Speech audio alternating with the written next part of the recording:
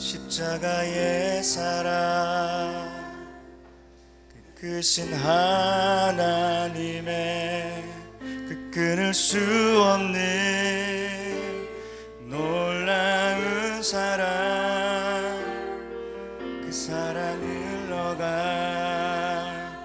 큰 바다를 이루고 증명할 수 없어. 내 맘에 넘쳐 흐르네. 영광의 주 하나님, 나를 위해 십자가 지셨네. 피 흘리신 자기를 내어주신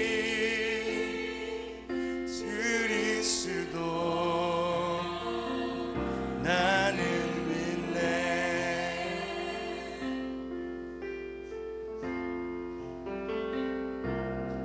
십자가의 사랑, 그 크신 하나님의 끊을 수 없는 놀라운 사랑, 흘러가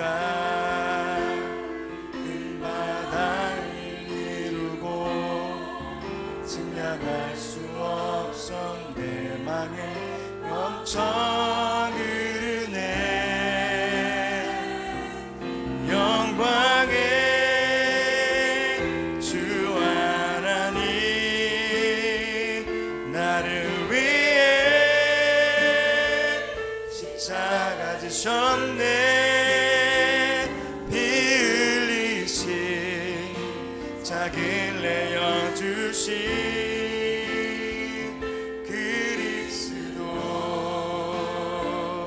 나는 믿네. 영광의 주 하나님, 나를 위해 십자가 지셨네. 피 흘리신 자기를 내어주신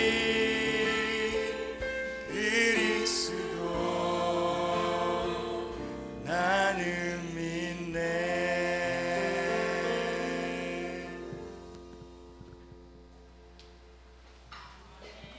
할렐루야. 감사합니다.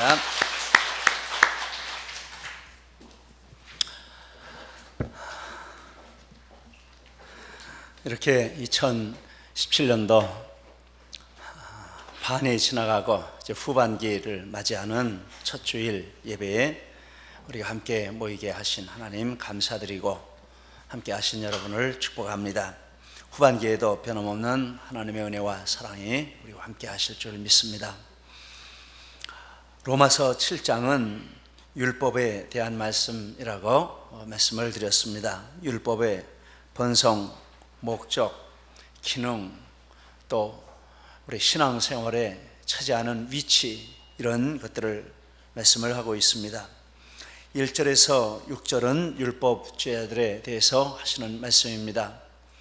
율법은 구원을 얻는 도구이고 율법이 반드시 필요하다라고 구원의 방편으로 삼고 주장하는 사람들에게 율법은 구원의 방편으로 주신 것이 아니고, 그래서 율법을 지켜서 구원을 얻으려고 하면 막힌 길이고 구원을 얻기 위해서 예수님에게 와야 한다라는 사실을 말씀을 하고 있습니다.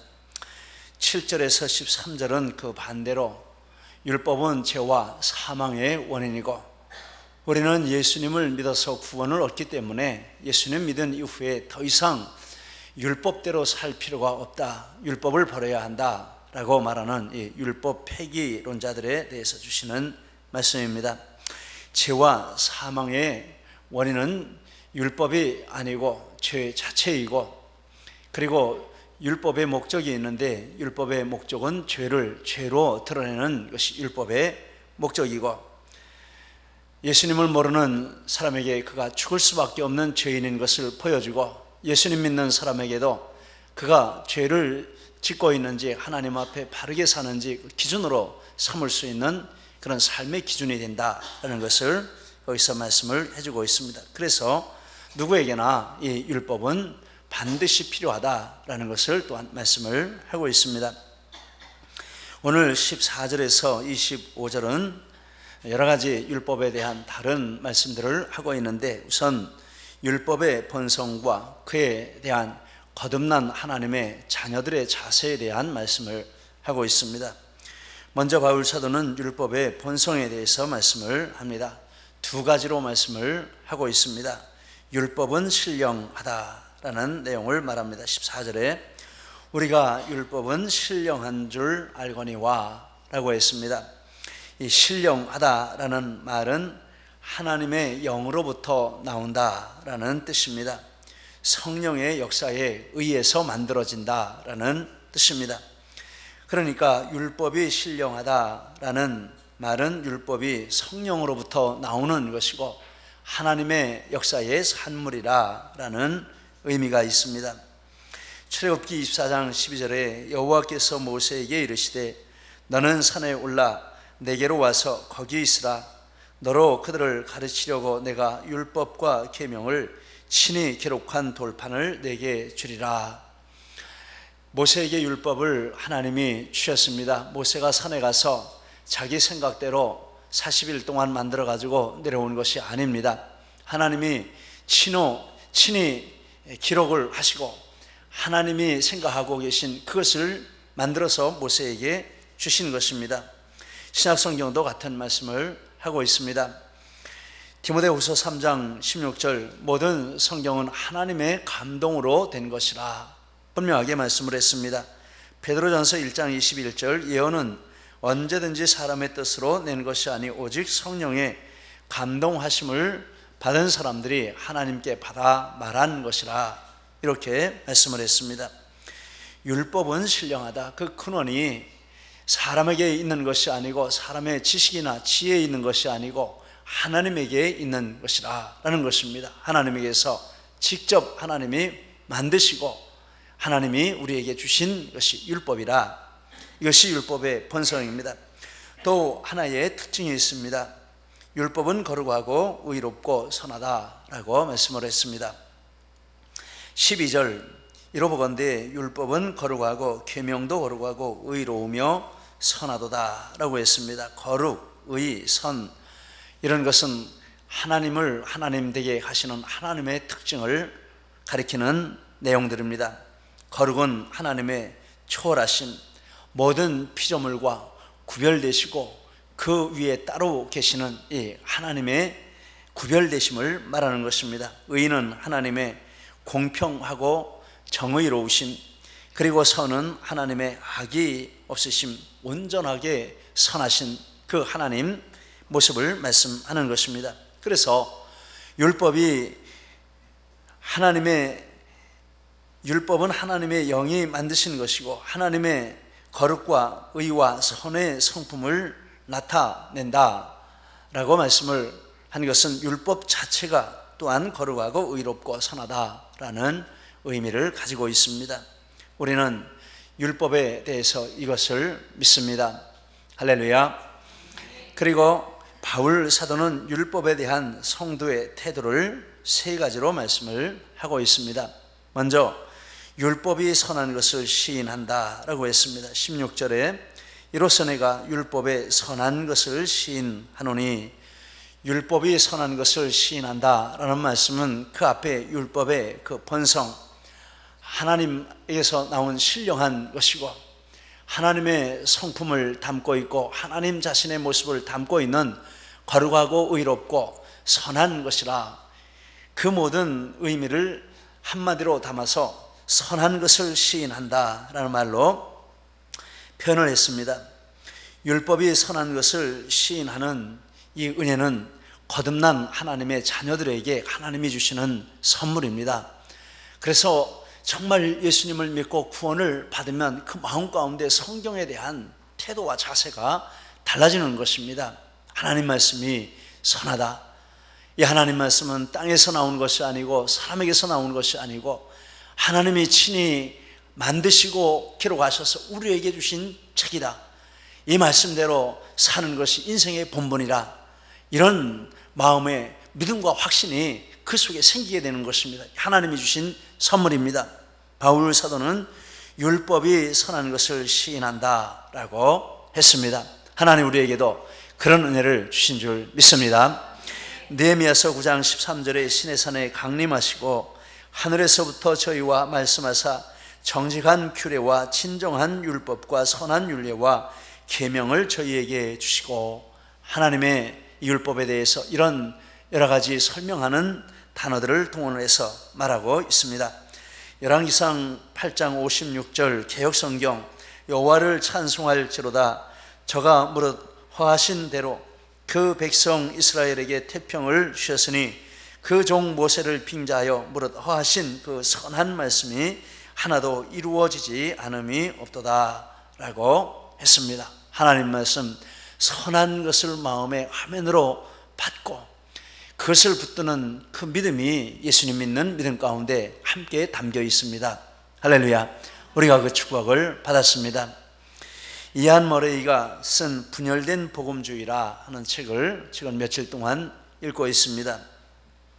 복음주의라 하는 말은 위에서 말씀드린 대로 성경에 대해서 이런 근본적인 신앙을 가지고 있는 사람들을 가리키는 말입니다. 그런데 이 책 제목이 분열된 복음주의라, 지금부터 100년 어간에 있었던 이 복음주의 안의 변화를 기록한 책입니다. 복음주의가 분열이 되었는데 그 원인을 분석하면서 기록한 책입니다. 그런데 가장 중요한 원인이 무엇이냐면 이 성경관의 차이라, 이렇게 말씀을 했습니다. 성경관이 변질된 것이라 하는 것입니다.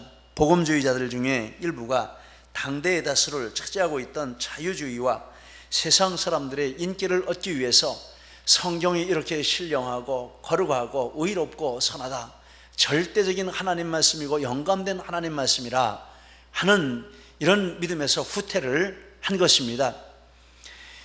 이것이 그런 믿음을 견고하게 지키는 이 성도들과 그리스도인들과 거기에서 후퇴해서 세상의 구미에 맞춰보고 자유주의자들의 구미에 맞춰보자 라고 후퇴한 그런 사람들과의 이런 분열을 가져왔다, 이렇게 진단을 하고 있습니다. 그러면 당대 사람들의 성경에 대한 태도는 어떠했습니까? 두 사람의 예만 들어보겠습니다. 버틀란트 러셀이라고 하는 사람이 있습니다.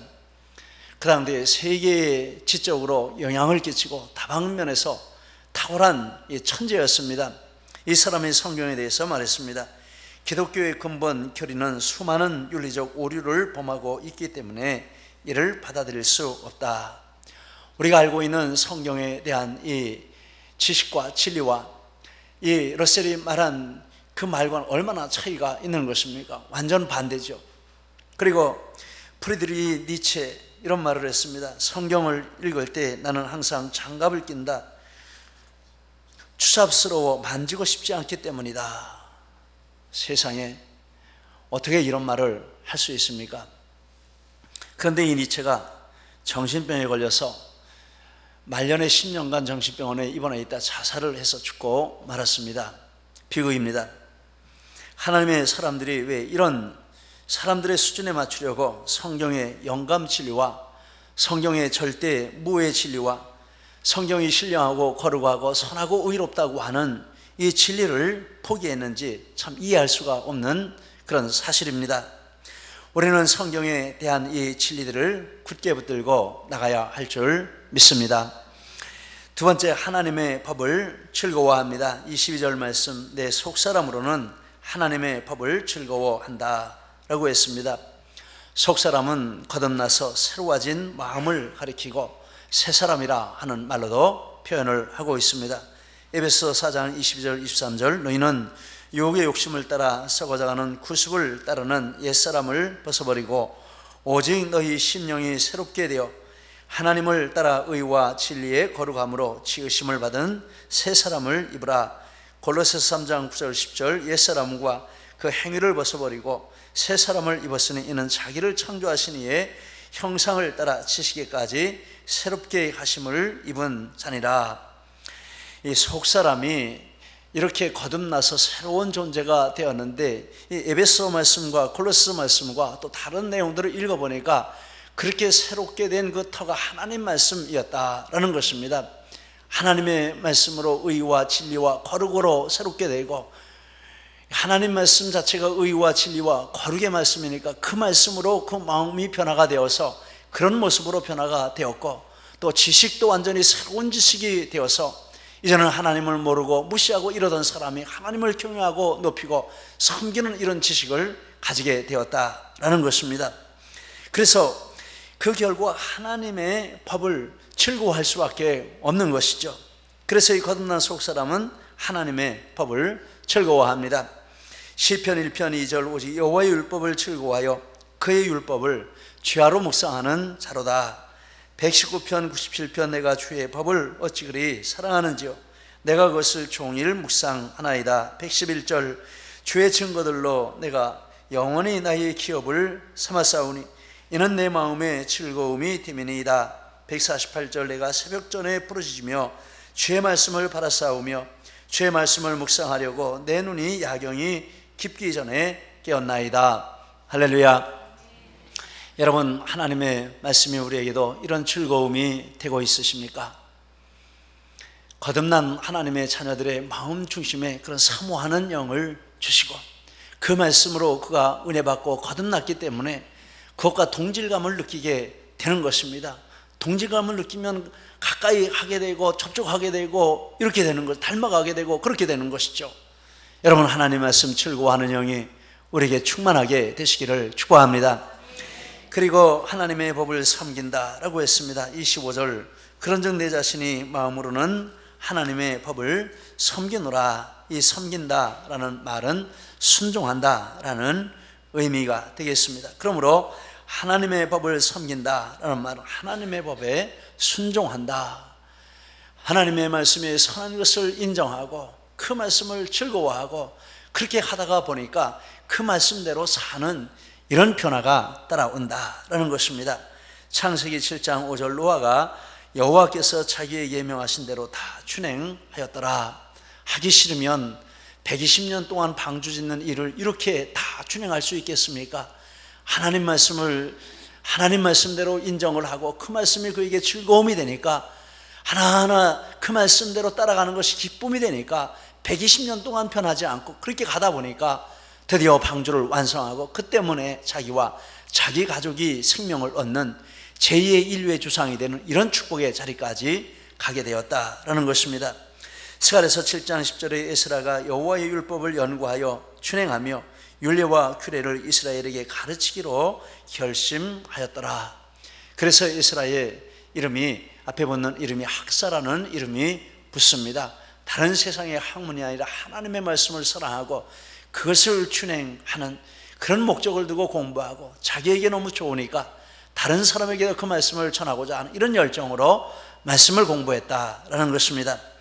아까 말씀드린 시편 119편에 보면 34절에 나로 깨닫게 하소서 내가 주의 법을 준행하며 전심으로 지키리이다. 112절에 내가 주의 율례들을 영원히 행하려고 내 마음을 기울였나이다. 이렇게 고백을 하고 있습니다. 분열된 복음주의라는 책에 또 이런 이야기가 뒤편에 나오고 있습니다. 에타 린네만이라고 하는 사람이 있습니다. 이 에타 린네만은 독일 신학자입니다. 자유주의 신학자인데 루돌프 볼트만, 에른스트 폭스 이 사람들의 직계 제자였습니다. 우리는 생소하지만 이 사람들은 신학계의 거장입니다. 지금부터 100년여간에 살았던 사람들인데 그 시대의 모든 신학이 이 볼트만과 폭스나 이런 사람들의 영향을 받아서 정립이 되었습니다. 신학교에서 그분들의 책이 완전 정교조였습니다. 다른 것은 가르치지 않았습니다. 그런 사람들 문화에서 배웠는데 자유주의자입니다. 그래서 서독에서 교수로 일하면서 많은 책을 냈고, 그리고 그 당시 신학계의 풍토를 이렇게 설명을 했습니다. 누가 분명히 정한 것은 없지만 실제로 신구약을 지배하는 기본 원리는 이렇다. 본문이 아무리 분명하게 말하는 내용도 절대 사실일 리 없다. 이것을 전제로 성경을 연구한다라는 것입니다. 아담과 하와 이야기 이거 사실 아니야, 이 신화야. 그러면서 신화인 것을 증명하기 위해서 온갖 세상의 이야기들을 다 끌어다 붙이고 그게 신학의 사명으로 알았다라는 것입니다. 노아 이야기 이거 사실이 아니야, 이 신화야. 그러면서 또 그 신화인 것을 증명하고 요나 이야기 이것도 신화야. 그 당시 신학의 사명이 그런 것, 성경을 부인하고 성경이 명백하게 사실이라고 말하는 것도 그것을 거짓인 것을 증명하는 것이 당대 신학의 주류였다라는 것입니다. 뛰어난 학자란 전혀 새로운 주장을 많이 만들어낸 사람을 의미했다. 성경이 말하는 것을 뒤집어서 아주 새로운 것으로, 반대되는 것으로 이렇게 입증하는 이것이 탁월한 신학자라는 명성을 얻는 지름길이었다라는 것입니다. 이런 분위기에 린네만이 젖어 있었고 그런 사람들을 따라서 신학교에서 가르치는 일을 하고 있었습니다. 그런데 그의 삶에 위기가 왔고 그 위기가 그에게 영적인 거듭남의 기회를 제공했습니다. 읽어드리겠습니다. 개인적으로 괴로운 경험을 거치면서 나는 자기 목숨을 얻는 자는 잃을 것이요 라고 하는 마태복음 10장 39절의 성경의 가르침이 진리임을 깨닫게 되었다. 바로 이때 하나님은 그리스도를 자신의 주님과 구세주로 고백하는 역동적인 그리스도인 친구를 만나게 하셨다.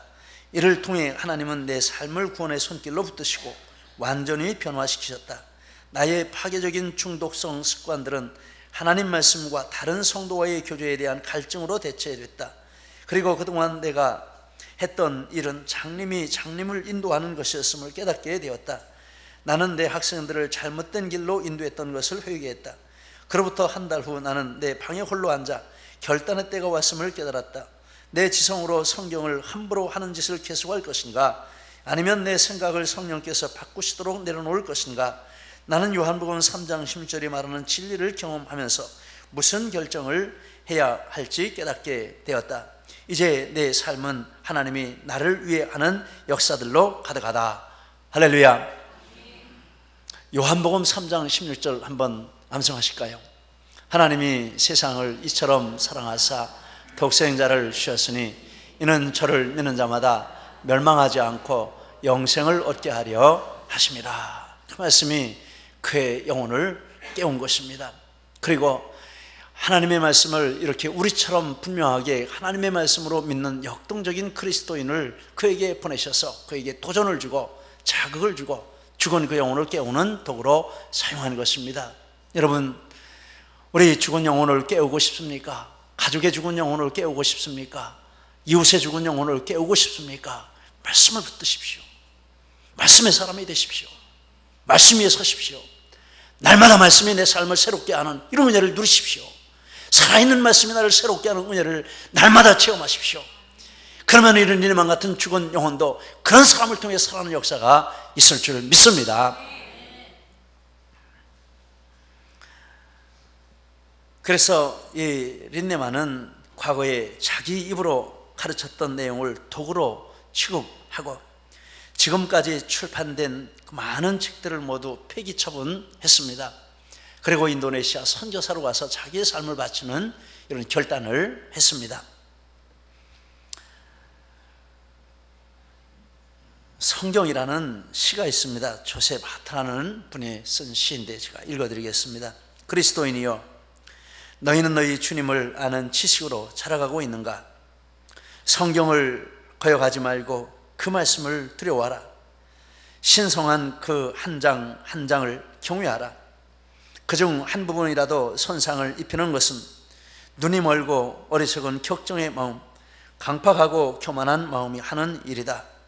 이해할 수 없는 자, 본론이 없는 자는 슬프다. 성경은 완벽한 존재, 하나님의 말씀은 모두 옳은 말씀이다. 성경과 주님 위대한 이름은 하나임을 기억하라. 쓰인 말씀과 성육화된 말씀 모두 같은 말씀을 가리키는 것이다. 예수님은 진리이시며 생명이자 길이시다.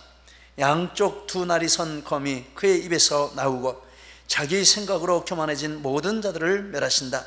너희는 그분을 주님이라 부르는가? 그러면서도 그분의 말씀을 거부하는 이유는 무엇인가?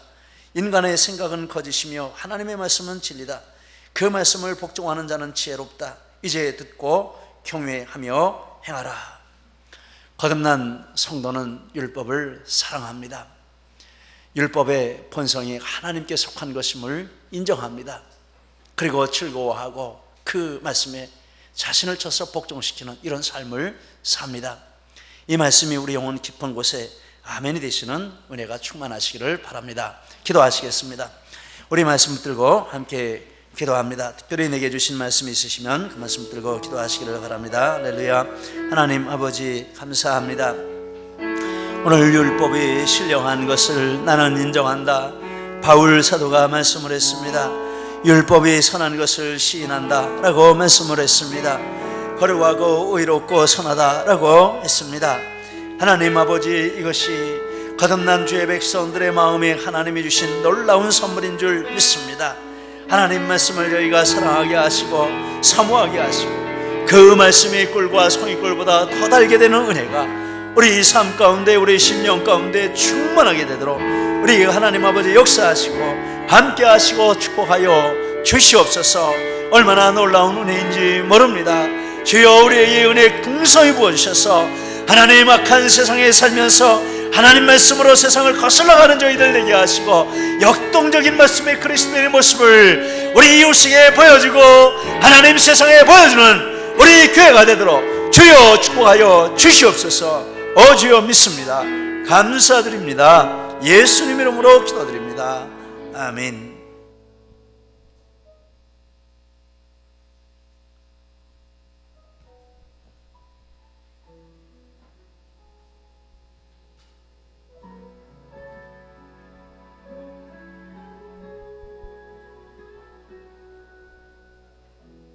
내게 말씀하신 곳, 아버지의 마음 향하신 그곳에서 예배합니다. 찬양합니다. 그곳에서 그 땅을 만드신 분을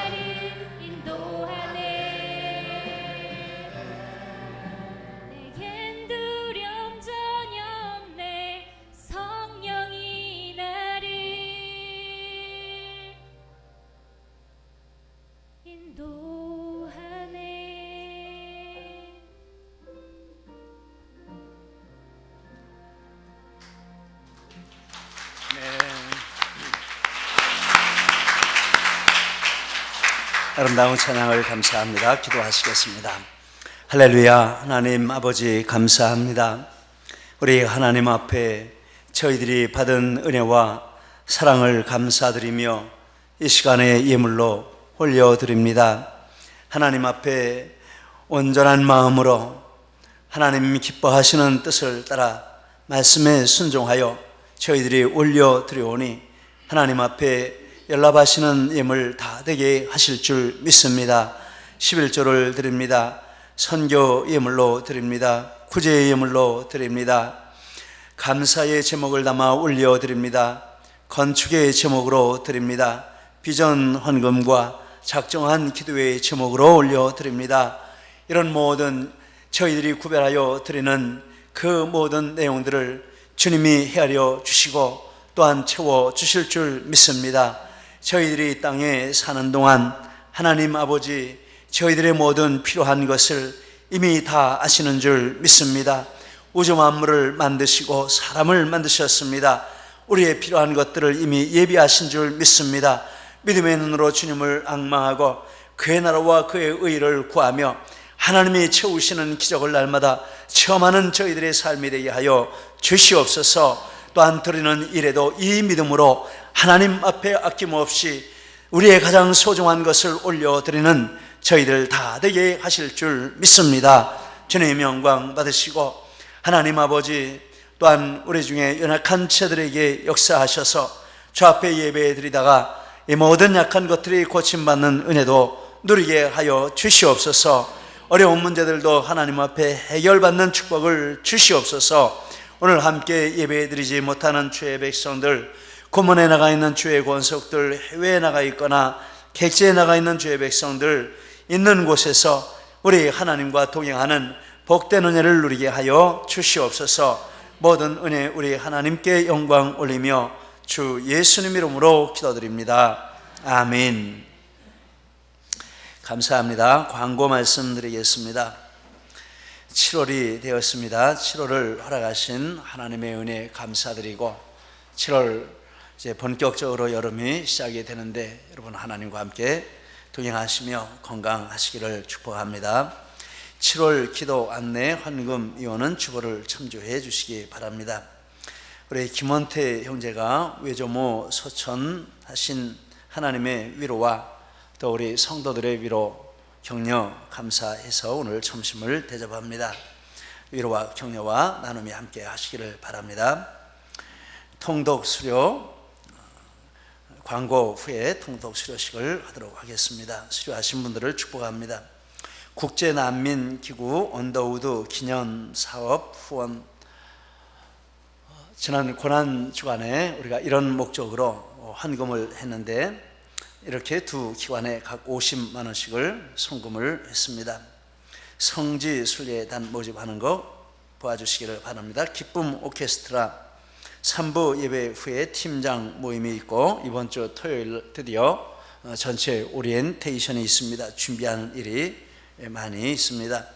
그리고 오늘 지난주까지 45명이 신청을 했습니다. 교회 안에서 33명, 교회 밖에서 12명, 45명이 신청을 했는데 교회 밖에서 더 많은 분들이 참여하기를 바라고 있습니다. 여러분 주변에 이렇게 음악 쪽으로 관심이 있으신 분들 이렇게 연결해 주시면 그분들에게 축복이 되고, 또 이 오케스트라의 목적은 음악이 궁극적인 목적이 아니고 이런 것들을 통해서 하나님을 만나고 예수님을 믿게 하는 이것이 궁극적인 목적입니다. 그래서 외부 사람들이 많이 오는 것이 정말 중요한 한 부분이 되겠습니다. 기도하시고 협조해 주시기를 바랍니다. 우리 부요셉 은한나 선교사님이 장기간 해외에 계시다가 이렇게 귀국을 하셨습니다. 어디에 계십니까? 네, 잠깐만 저 일어나 주시죠. 네, 감사합니다. 네, 건강하시고.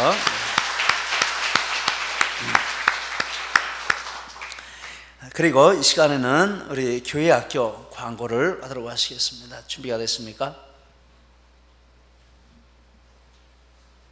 안 됐습니까? 안 됐으면 먼저 우리 통독 수료식부터 먼저 하도록 하겠습니다. 먼저 이 시간에 간증을 듣도록 하겠습니다. 윤혜진 집사님 그리고 김정인 집사님 간증하시는데, 김정인 집사님 먼저 나오셔서 간증을 하시겠습니다.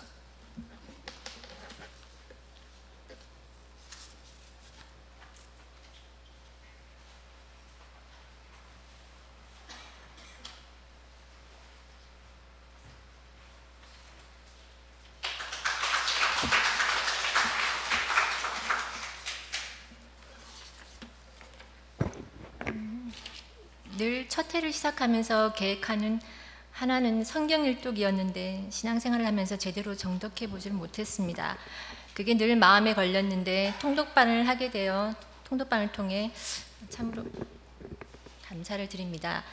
성경을 읽으며 어렵고 이해되지 않은 부분들과 지루한 부분들은 예전에는 그냥 넘겨버렸는데 통독을 통해 말씀 한 구절구절들이 다 뜻이 있고 하나님의 계획임을 다시 한번 알게 되어 은혜가 되었습니다.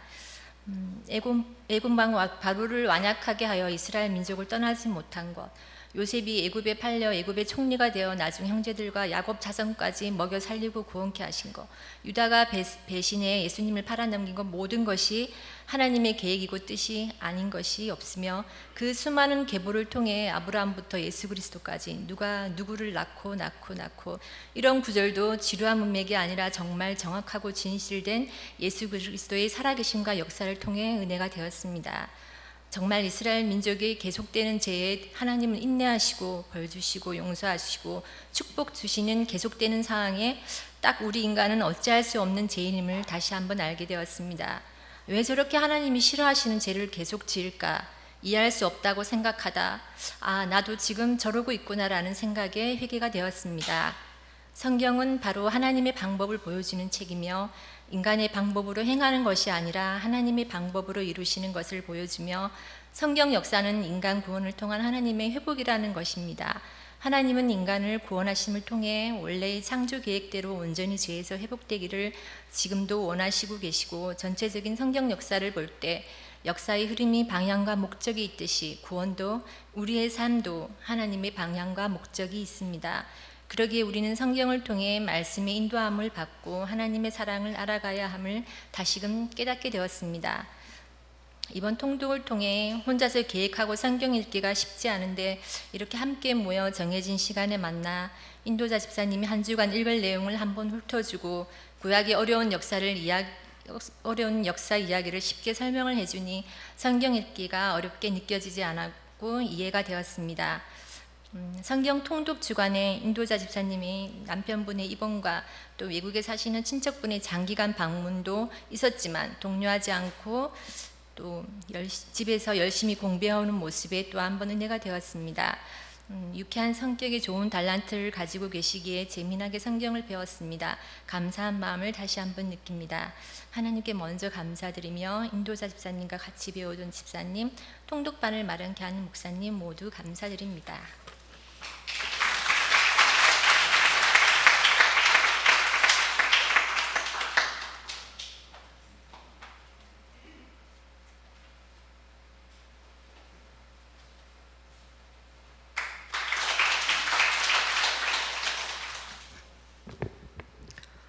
작년 후반기 통독 때는 함께 하고 싶었으나 평일 오후로 시간이 잡혀 시간이 맞지 않아 할 수가 없어 너무나 아쉬웠습니다. 그런데 이번 전반기 통독은 평일 오전으로 한다는 소식을 듣고 이번에는 꼭 하리라 마음먹었는데 갑자기 개인적인 사정이 생겨 평일 오전에는 수요일 하루밖에 시간이 나질 않는 것이었습니다. 그래서 이번에도 못하게 되겠구나 생각했는데 마침 수요일 오전으로 결정되었다는 것입니다. 할렐루야, 기뻐야 되는데 웬일인지 기쁨보다 겨우 수요일 하루 시간 되는데 그날은 좀 쉬고 싶다라는 마음이 들어왔습니다. 아무래도 이번에는 못하겠구나, 다음을 기약하자라고 마음의 결정을 해버렸습니다. 그런데 통독 명단을 보니 우리 순원이 2명이나 있는 것이었습니다. 우리 교회에 등록하신 지 얼마 안 되시는 순원과 또 한 분은 아이 돌보시느라 나보다도 시간 내기가 어려운 분인데 통독을 신청하셨다는 것이었습니다. 갑자기 정신이 번쩍 들었습니다. 하나님께서 수요일에 시간을 내주신 것은 순원들과 함께 서로 힘이 되어주며 통독을 하라는 뜻인가? 그렇다면 피곤하고 힘들더라도 이번에 꼭 해야 되겠구나 라는 생각이 들었고 바로 저도 하겠다고 신청을 했습니다. 그렇게 정말 눈코 뜰 새 없이 바쁜 가운데 통독을 시작하게 되었습니다. 정말 시간이 없었습니다. 아침에 나갔다가 저녁에 일까지 하고 들어오면 성경책 쳐다볼 시간도 없는 것이었습니다. 정말 피곤하고 눕고 싶었지만 우리 순원들에게 뒤처지는 순장이 되고 싶지 않아 졸린 눈을 부릅뜨고 성경 듣기와 함께 통독을 하였습니다. 어쩔 때는 듣다 잠이 든 적도 있고 며칠씩 밀리기도 했습니다. 도저히 안 되겠어서 아침 저녁 오가는 차 안에서 듣기로 했습니다. 원래는 성경을 눈으로 읽어 나가며 들어야 하는 것이 원칙이지만 시간이 워낙 부족하다 보니 먼저 차 안에서 듣고 시간이 될 때 들은 부분을 속독으로 넘기는 식으로 편법이라면 편법을 써가며 밀리지 않으려고 노력했습니다. 그런데 제가 아침 저녁으로 1시간씩 되는 거리를 운전하며 다니다 보니 그날의 읽을 분량을 갈 때 한 번, 올 때 한 번, 2번씩 들을 수 있게 되는 것이었습니다. 근데 그 시간이 너무나 은혜가 되고 하루를 견딜 수 있는 시간이 되는 것이었습니다. 제가 이번에 통독을 하지 않았다면 왕복 2시간씩 다니면서 쓸데없는 생각을 하거나 멍하니 버리는 시간이 되었을 텐데 아침마다 말씀이 주시는 은혜로 눈물을 흘리며 운전한 적도 있고 저절로 아멘, 아멘을 외치며 운전을 하였습니다. 이렇게 하나님께서는 어떤 상황 속에서도 저를 놓지 않으시고 항상 주님 곁에, 말씀 곁에 붙어 있게 하셨습니다.